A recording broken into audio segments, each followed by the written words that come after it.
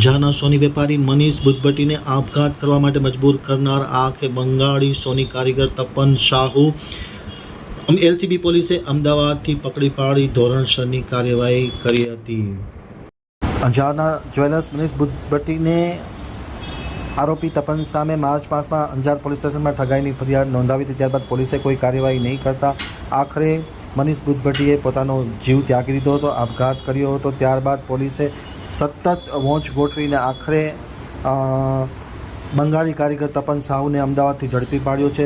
પૂર્વ કચ્છની એલસીબીએ તપન સાહુને પકડી પાડી તેમની પૂછપરછમાં અનેક પ્રકારની વિગતો મળવા પામી છે। ખાસ કરીને અમદાવાદથી તેમને પકડી પાડ્યો છે। અગાઉ પણ તપન સામે એક પરિવારે પણ 2 દિવસ અગાઉ 34 લાખની ઠગાઈની ફરિયાદ નોંધાવી હતી। આમ અનેક લોકોએ આ તપન સામે ઠગાઈની ફરિયાદ નોંધાવી છે।